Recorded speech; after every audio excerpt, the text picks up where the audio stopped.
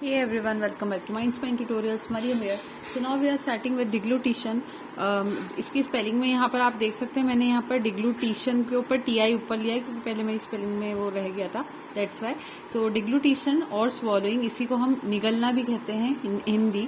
So the process of transfer of bolus. अब last lecture में मैंने आपको बताया था बोलस कैसे बनता है. बकल कैविटी में जो फूड हमने खाया था उसको हमने सलाइवा के साथ जो मिक्स किया था उसमें थोड़ा बहुत वो पार्शली अगर कुछ डाइजेस्ट हुए हो गए पोर्शन तो वो भी चीज रहती है, अनडाइजेस्टेड पार्टिकल्स भी रहते हैं, दोनों ही चीज रहती है, कंप्लीट मिलाकर वो बनती है बोलस. एंड वो जो बोलस होता है ये बकल कैविटी से जो बना है वो ईसोफेगस, जो कि एक पाइपलाइन होती है, उस पाइपलाइन के थ्रू कहाँ तक जाना होता है, स्टमक तक जाना होता है. तो एक था बकल कैविटी वाला पोर्शन, एक था स्टमक वाला पोर्शन. उसको कौन जोड़ता है आपस में, उसको ईसोफेगस जोड़ती है. और ईसोफेगस एक पाइप लाइक स्ट्रक्चर होता है, हम कह सकते हैं. ये प्रोसेस जो होती है डिग्लूटिशन या स्वॉलोइंग, ये पार्शली वॉलेंट्री होती है और पार्शली इनवॉलेंट्री भी होती है. यानी कि हम खुद भी कोई चीज को खा रहे हैं तो हम खुद की बॉडी से खुद से भी उस चीज को नीचे ले जाने की कोशिश करते हैं, स्वॉलो करने की कोशिश करते हैं. कुछ ना कुछ हमारी ईसोफेगस भी ऐसे मूवमेंट्स करती है जो कि जिस वजह से वो जो खाना है वो ऑटोमेटिकली स्टमक तक नीचे चले जाए. ठीक है, दोनों ही चीजें होती है. तो पहला 3 फेजेस होते हैं इसमें. फर्स्ट फेज जो होता है इसको कहते हैं ओरल फेज. तो ये वॉलंटरी फेज होता है, यानी कि ये वाला काम अब हमें करना होगा, राइट. तो ये जो फेज होता है इसमें जो माइलो हायोइड मसल्स होती हैं ये प्रेजेंट होती है हमारी टंग में, है ना. मैंने पहले भी बताया था टंग के अंदर जो मसल्स होती है, मैंने शुरू में लेक्चर्स में टंग को एक्सप्लेन किया था. तो टंग के अंदर कौन सी मसल्स होती है, माइलो हायोइड मसल्स होती है. ये कॉन्ट्रैक्ट करने लगती है, ठीक है, कॉन्ट्रैक्ट करने लगती है जिससे कि जो टंग होती है वो थोड़ी सी अपवर्ड ऊपर की तरफ रेस करती है. इसी वजह से खाने को या बोलस को पीछे की तरफ पुश किया जाता है, यानी कि वो कहाँ जाता है, वो ईसोफेगस की तरफ चले जाता है. दूसरी हमारे सेकंड फेज आ जाता है जिसको हम फेरेंजियल फेज कहते हैं. इस फेज को हम कभी ना कभी कह सकते हैं, कहीं ना कहीं कह सकते हैं कि इनवॉलंटरी फेज होता है. ये हमारे हाथ में नहीं होता, हमारी बॉडी इसे खुद कर रही होती है. अच्छा, ऊपर ये मैं कुछ पॉइंट्स लिखती हूँ मार्जिन के ऊपर, तो वो ट्रैकिया को विंड पाइप भी कहते हैं, कुछ एक्स्ट्रा पॉइंट्स रहते हैं. तो जरूरी नहीं कि जो अभी हमारा पढ़ रहे हैं हम उसी से रिलेटेड हो, कहीं ना कहीं रिलेटेड भी हो सकता है और कभी एक्स्ट्रा भी हो सकता है. तो अगर आपको लगे तो आप पढ़ सकते, नहीं तो ठीक है.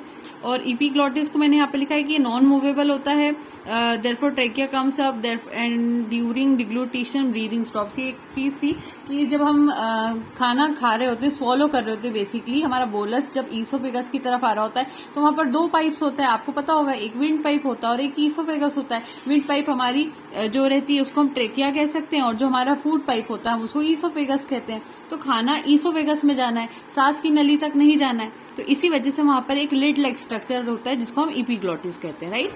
तो जिससे कि उस टाइम पे खाना जो होगा वो सांस की नली में, सांस के पाइप में ना जाए और ब्रीदिंग प्रॉपर चलती रहे, ठीक है. तो वो पैक होता जाता है.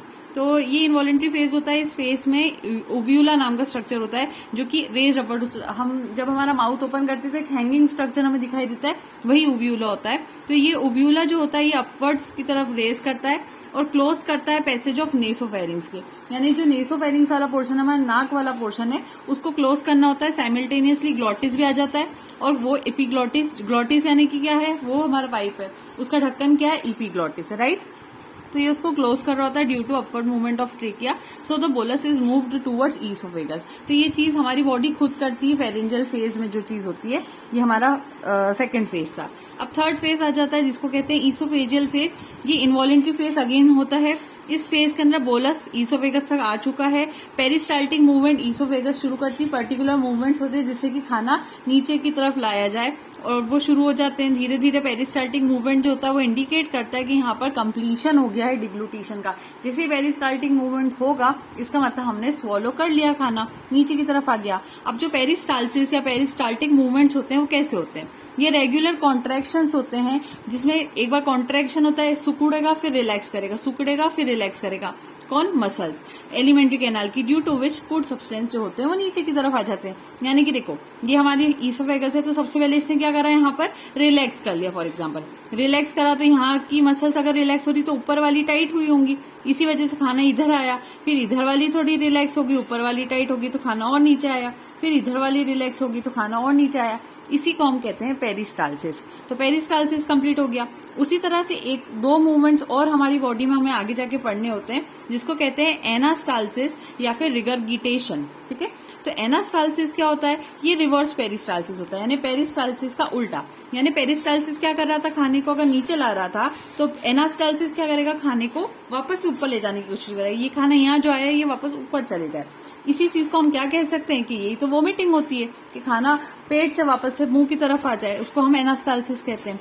फिर एक होता है एक्लेसिया, ये होता है एब्सेंस ऑफ पेरिस्टालसिस मूवमेंट। जिन लोगों में पेरिस्टालसिस मूवमेंट प्रॉपर नहीं होता उसको हम क्या कहते हैं? एक्लेसिया कहते हैं। अब जैसे कि हमने स्वॉलोइंग डिग्लूटिशन यहाँ पर पढ़ा है, तो ईसोफेगस को भी हम यहाँ कंप्लीट करते चलते हैं। ये ट्यूब लाइक स्ट्रक्चर होता है जो कि पास होता है कहाँ से? From mediastinum. मीडियास्टिनम क्या होता है? वो एक ऐसी स्पेस है जहां पर दो लंग्स रहते हैं, एस टाइप ऑफ ट्यूब रहती है, वो वहां से पास होती है। और एस टाइप ऑफ ट्यूब क्या क्या होती है? ईसोफेगस होता है, ट्रेकिया होता है, इंफीरियर वेना कावा होती है, यानी जो दिल से निकलने वाली वो आपने देखी होगी ट्यूब्स होती है, डोर्सल एओर्टा होती है। ये चारों चीजें कहाँ पाई जाती है? मीडियास्टिनम में पाई जाती है। तो कोई पूछे मीडियास्टिनम में क्या ईसोफेगस पाई जाती है? तो आंसर इज यस, हाँ पाई जाती है। और एक और चीज होती है थोरेसिक डक्ट। ये 5 चीजें मीडियास्टिनम के अंदर पाई जाती है। मीडियास्टिनम में ये 5 चीजें पाई जा रही है। पढ़ हम क्या रहे हैं? हम पढ़ ईसोफेगस रहे। ठीक है, तो मीडियास्टिनम में 5 चीजें हैं, उसमें से हमने ईसोफेगस को स्टार्ट किया है। अब यहाँ पर आती है बात लेंथ। तो लेंथ जो होती है ईसोफेगस की नॉर्मली 20 टू 25 सेंटीमीटर हम कह सकते हैं होती है। लाइनिंग इसकी स्ट्रक्चरल नॉन केरेटिनाइज स्क्वेमस इपिथेलियम होती है।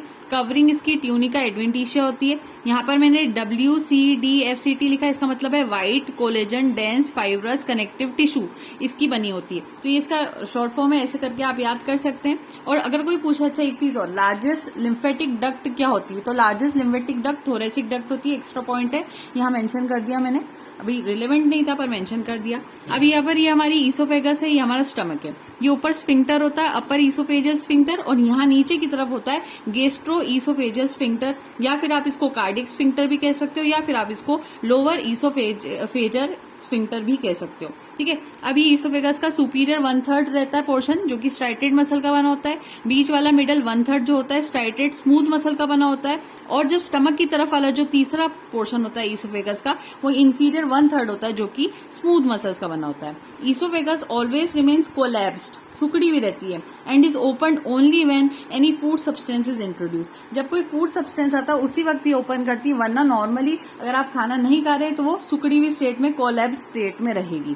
तो ये आपको पता होनी चाहिए, जो कि एक डायग्राम भी मैंने यहाँ पर बता दिया, कौन से मसल्स यूज होते हैं वो भी बता दिए, जो भी नीड से रिलेटेड इंपॉर्टेंट पॉइंट्स है वो सब हम यहाँ पर मेंशन करते हुए चल रहे हैं। सो मेरे नोट्स बहुत प्रॉपरली मैंने बनाए थे, जिसका आप सबको भी यूज करने का मौका मिले, इसलिए मैं यहाँ पर इसको इंट्रोड्यूस करवा रही हूँ। Thank you so much and don't forget to like, share and subscribe. Happy learning.